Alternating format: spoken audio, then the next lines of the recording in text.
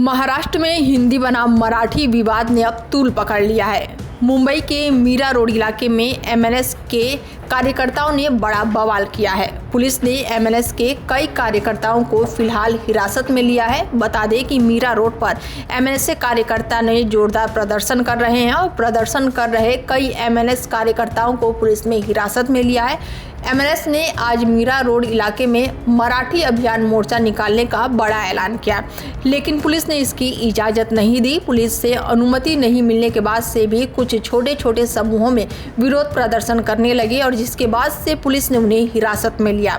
तो वहीं भाषा विवाद को लेकर मीरा रोड के व्यापारियों के खिलाफ एमएनएस के जवाबी विरोध प्रदर्शन में महाराष्ट्र के सीएम देवेंद्र फडणवीस ने कहा कि ये कहना गलत होगा कि हमने मीरा रोड पर विरोध प्रदर्शन की अनुमति नहीं दी। मैंने कमिश्नर से बात की, उन्होंने मुझे बताया कि पुलिस ने विरोध प्रदर्शन की अनुमति देने से इनकार किया है। देखिए, मुझे ऐसा लगता है कि मैं महाराष्ट्र के मिजाज को जानता हूं। महाराष्ट्र का मिजाज ऐसा है कि इस प्रकार के प्रयोग यहां चलेंगे नहीं। जो मराठी आदमी है वो बड़े दिल का है, क्योंकि भारत पर जब आक्रमण हुआ तो मराठी आदमी ने केवल महाराष्ट्र का विचार नहीं किया, पूरे भारत का विचार किया। इसलिए मराठी आदमी कभी छोटा सोच नहीं सकता, कभी संकुचित सोच नहीं सकता। इसलिए कोई प्रयोग करने की कोशिश भी करे तो नहीं हो पाएगा। तो वहीं एमएनएस के विरोध प्रदर्शन पर समाजवादी पार्टी के प्रदेश अध्यक्ष अबू आजमी कहते हैं कि सच तो ये है कि एमएनएस के लोगों ने कानून का मजाक उड़ाया है। उनका मानना है कि चाहे कोई भी सरकार सत्ता में आए, उनके खिलाफ कोई भी सख्त कार्रवाई नहीं की जाती है।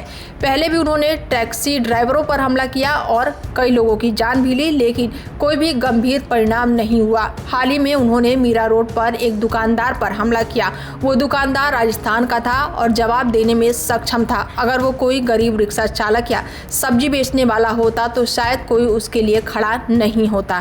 देखिए, ऐसा है कि एमएनएस के लोगों ने कानून का मजाक बना के रख लिया है। उनको लगता है कि जो भी सरकार आए, सरकार उनके खिलाफ कोई कार्रवाई करती नहीं।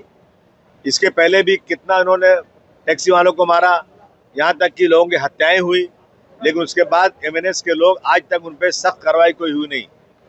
अभी मीरा रोड में उन्होंने दुकान वाले को मारा, और चलो अच्छा हुआ कि वो दुकानदार जो है ना वो राजस्थानी थे और ताकतवर थे। कोई बेचारा रिक्शे वाला होता, कोई गरीब मजदूर सब्जी बेचने वाला होता तो शायद उसके लिए इतने लोग जमा नहीं होते। लेकिन उन्होंने प्रोटेस्ट किया और उनका प्रोटेस्ट हक था उनका, क्योंकि जिस तरह से उसको मारा गया, बेइज्जत किया गया, सारी मीडिया में पूरी दुनिया उसको देख रही थी। मैं उनको बधाई देता हूँ, उन्होंने बिल्कुल अच्छा प्रोटेस्ट किया। अब जो एमएनएस प्रोटेस्ट करने जा रही है, मैं समझता हूँ ये गैर कानूनी है। इस तरह से बिल्कुल नहीं, सरकार को इस पर ध्यान देना चाहिए। फिलहाल अब भाषा विवाद पर जोरदार घमासान मचा हुआ है। इस विवाद में अब बीजेपी की भी एंट्री हो गई है। बीजेपी सांसद निशिकांत दुबे ने कहा कि अब वो अपने घर में बहुत बड़े बॉस हो चले हैं। चलो बिहार, चलो यूपी, तुमको पटक पटक कर मारेंगे। उन्होंने कहा कि अगर आप में हिम्मत है तो हिंदी भाषा को मारते हो, वैसे ही उर्दू, तमिल, तेलुगु को भी मारो। आप घटिया हरकतें कर रहे हो। फिलहाल महाराष्ट्र में हिंदू बनाम मराठी विवाद अब लगातार तूल पकड़ता जा रहा है और आपको भाषा विवाद पर आपको लेकर क्या कुछ कहना है, आप हमें कमेंट करके अपनी राय जरूर दें। और देश दुनिया की तमाम बड़ी खबरों के लिए देखते रहें डेली 24 भारत। नमस्कार।